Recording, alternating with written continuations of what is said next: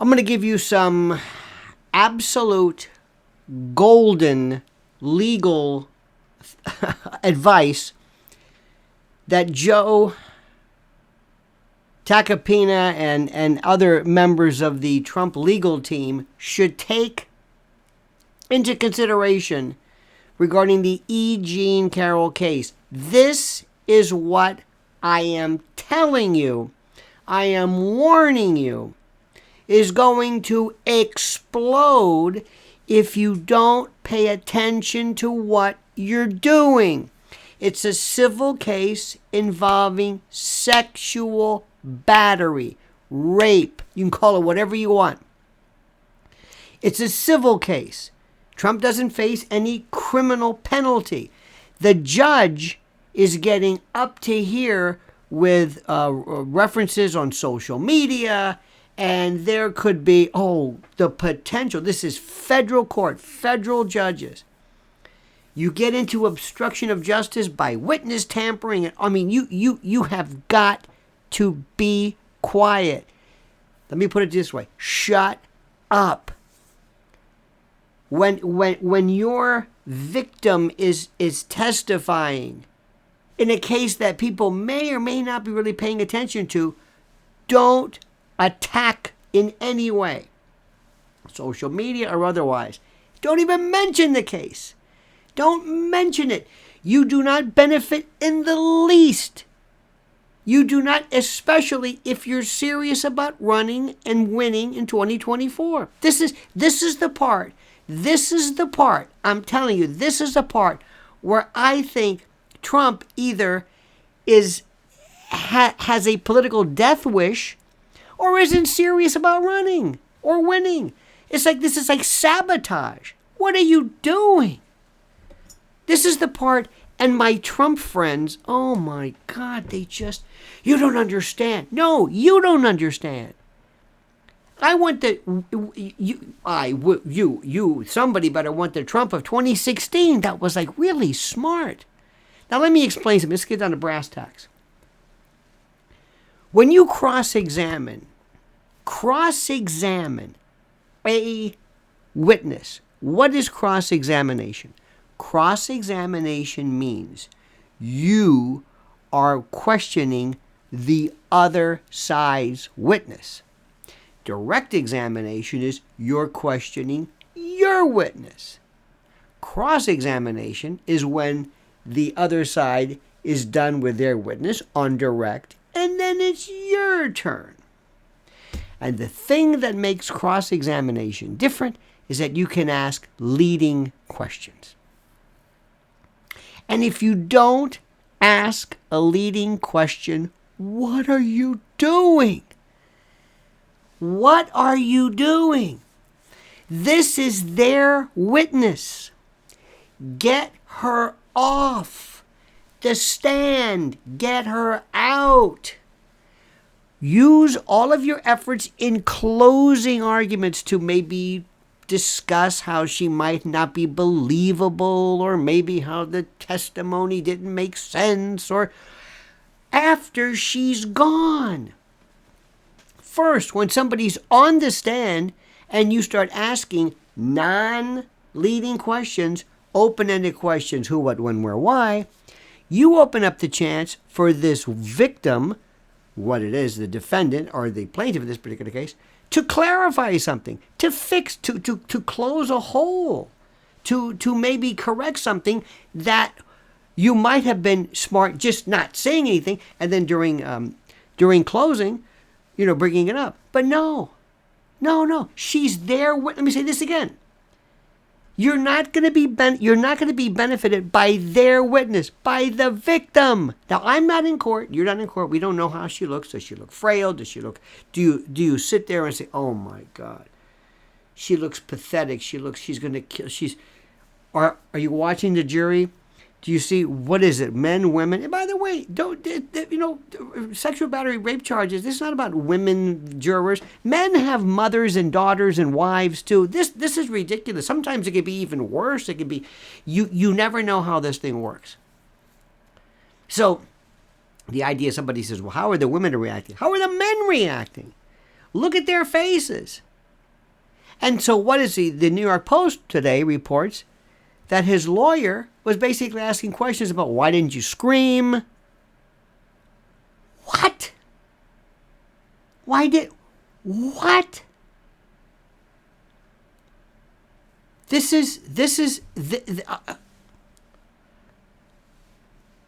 When you're talking about the victim, alleged, granted, the president is presumed innocent. That's criminal. This is civil.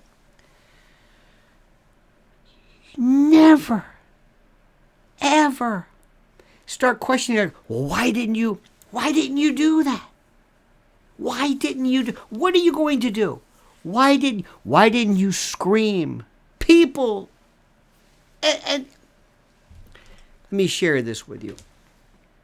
I couldn't believe what I'm reading. I could not. I'm shocked beyond anything. How stupid. There's no way to put there's no way to put this in a word. Okay, this is from the New York Post today. Okay, this is from the New York Post by Priscilla DeGregory.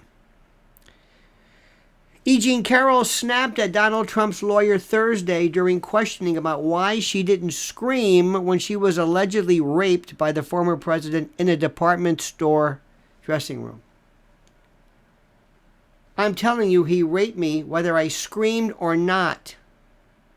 And then later on, it goes on, she says, well, I would have come up with a better, if I'm going to lie, I would have come up with a better story than this. You never do this. This is the reason why women say, I'm not going to ever report this. I'm not going to go through this. You don't know how you're going to react. Now, let me just say something right now. I have no independent knowledge of the truth of this. I'm talking to you as a trial lawyer. And I know what's going on. This is theater plus psychology plus everything. You don't, unless you've got something where somebody said, you're basically saying you're lying. All right? You're lying. That's what this means. It means you're lying. You're lying because you should have screamed. Women who raped or screamed, or scream rather. People who are attacked who scream. It's one thing if you say somebody was like, there was somebody next door and didn't even hear even that. You're calling into question the way people, you never know how you react, theoretically. Theoretically. People, I've heard this a million times. People who, especially people who think that, I'm going to get a gun and I'm going to be able to defend myself. And I've had, it was the weirdest thing. When I was a prosecutor, I had like two or three that I remember. These people would say, I would, ask them what happened during an armed robbery. And I would hear this. The gun was like this. The barrel was like this. And I'm saying, oh my God, what is this? A howitzer? You mean this big? And then later on, somebody explained, parallax and how distortion and the time dilation and the fear and the adrenaline and it's like another world. It's surreal. You don't know what you just don't know. You think you're going to know what you're going to do. You think you don't know anything. And the jury's listening to this. What do you think she's going to say, Tacopina? What? According to what would she say? Okay, you're right. Okay, you got it. No, you're right. I'm making the whole thing up. You're right. Okay. You don't think this came up? It's such a. I mean, and again, I don't know the other testimony. I don't know. There may be something else that I don't know. I'm telling you that this is the most dangerous, especially kids. Kids. That's another one. Oh my God. Oh my God. This is kryptonite. Don't ask anything. Thank you very much. Goodbye. Goodbye. One of the most effective means of cross-examination, I tell people this, and you laugh. They think, wait, is when you say, thank you very much for your testimony, and thank you very much for coming today. No questions, Your Honor. It throws people off. Nothing diffuses, if that's what you want to do, then nothing? Jurors don't say, aha, that must have been a good witness because he doesn't have any questions. It's almost like, well, why didn't you want to ask her a question? What? It's, if anything, the point is, it's the other side's witness. These stories are just, they talked about,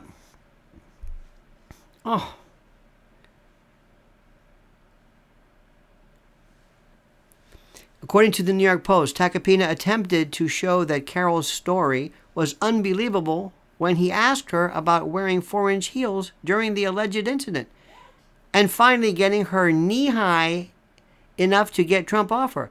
I can dance backwards and forwards in 4-inch heels.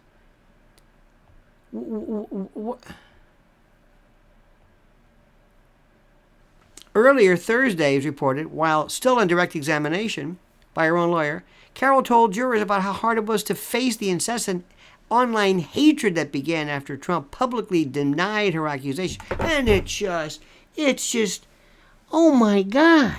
You're not even, this is the victim? Why would you ask the victim anything? What do you seek to gain? Some glaring, if you were to say, for example, imagine this. This would be a good cross-examination. Miss Carroll, are you sure you were there? Yes. On October the 5th, in Bergdorf Goodman, 5th Avenue, 57th Street, Manhattan. You were there at 6 p.m.? You're under oath now. You understand that, right? You're under oath? You sure? You can take this back. You sure about this? Yes. You swear. You understand what perjury is, right? Okay. And then all of a sudden you say, this is an easy pass.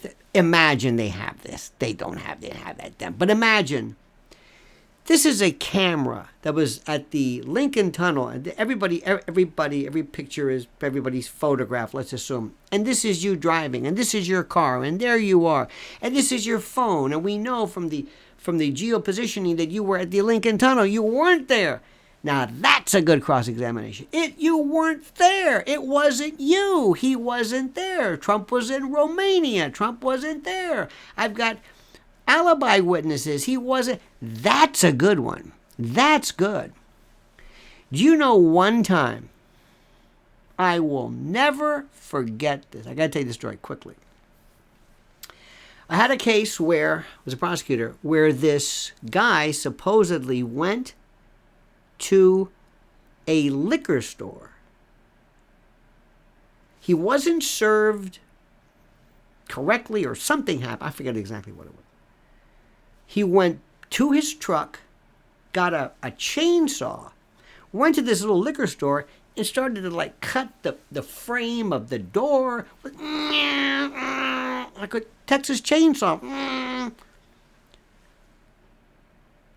I mean, this was like, oh my God, this is a great case. Okay. The defendant, the one charged, the one that I was supposed to go to court with, he was at a what was it? Like a National Guard, one of these monthly, where you go or whatever it is. He was a National Guard. The fellow who was supposedly with a chainsaw had wild hair. This guy had hair he was with, and he got into a fight, supposedly, with all these other people in this chow room or chow hall, mess hall. What am I trying to say? I'm trying to remember my Gomer Pyle, Charlie Hacker. Anyway, they all remember him because he was there. And I had a witness list. I think there was like a brigadier general. Yeah, I remember him. He was there. Now that's a good cross-examination. Are you sure he was there? Yes. Well, who are these people? That's the kind of stuff you want. Maybe sometimes this is a good one. Like, for example, if you're going to cross-examination somebody's mother, let's assume, and you say, Mrs. Alvarez, yes, you're the defendant's mother, aren't you? Yes. And you love him, don't you? And you wouldn't want to see anything bad happen to him, would you? Yes. Thank you very much. And that's it. What have you just said? You're a liar. You're a mother. Of course you're going to lie. It's your son. But you didn't say that. Maybe that, get him off. Get her out of there. You're going to sit there and you're going to deconstruct this? Now let's say you were here, and how tall are you? And where were you? And he did what? And how do you... You know how many people, again, I don't know anything about this, you know how many people, how many women have said they don't even remember it. They're like transfixed. They're in another world. They remove themselves. It's almost like an out-of-body experience just to live through this. This can't be happening. This is what rape victims say. Again, I don't even think about what this better... I mean, there better be some real good reason for this. And just imagine the closing argument. Ladies and gentlemen, the arrogance. Remember, now Trump's not there. He's not even there. I'm thinking, oh my God, what are you doing? It just started. And now, again, I'm going to say this for the millionth time. I wasn't there. I could have this completely, this article, the New York Post might be wrong. There may be something that is so different. I don't think so. If that was said, I can go on. Cross-examination is this thing that lawyers think they have to do. That you have to. Like I can't sit down. Let me tell you one quick story, true story. I was brand new doing mass unit prosecution. And I really not, I mean, I had clinical trial stuff, but law school, but I didn't know about courtroom. And it was some stupid, I mean, not stupid, it was a simple case. Nothing. It was an infraction or something. I don't know what it was. But I said, let me do something. So I had this guy next to me, my second chair. I think he had like 2 weeks experience over me. So I walked up to this police officer, had my yellow pad, and I said, you said the light was yellow? He said, yeah. And I went blank. I didn't know where the hell I was. Once I sat there and saw everybody and looked at the judge and the clerk and the probation officer and all these people walking around and... Because it's like, you know, it's like people are walking around and I forgot what I was going to say. So it went like this. And you said you said the light was yellow, yeah. That's what I thought you'd say. And I sat down. No further questions. And I sat down. And the second chair, my mentor, the guy who was advising me, again, who had 2 weeks more experience than I had, he leaned over and goes, what was that about? I said, I'll tell you later. And the judge was like that. And the cop was, everybody was like, I don't know, I don't even remember what happened to the case. but unless you're going to confuse people, don't, why are you asking questions? What is he going to, he's their witness. Get them off. Thank you very much. Show respect. Act as though you would act if you think somebody's crazy and somebody's like not to be believed. Like, I know, you can go. I don't think you have to go through anymore. I don't. It's like you're almost saying I just don't have the heart to. No, something, anything.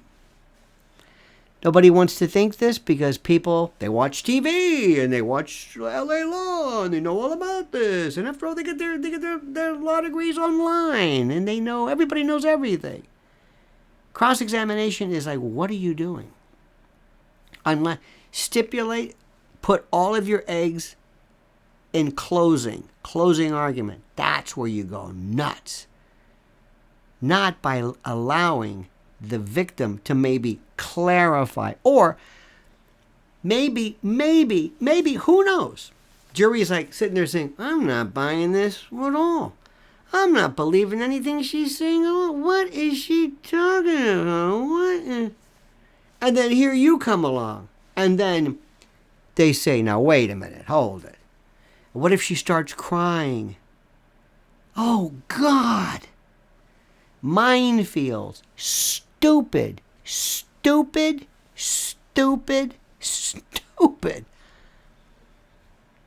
What do you think? I want to hear what you think. Like this video, subscribe to the channel, and whatever you do, comment as you see fit.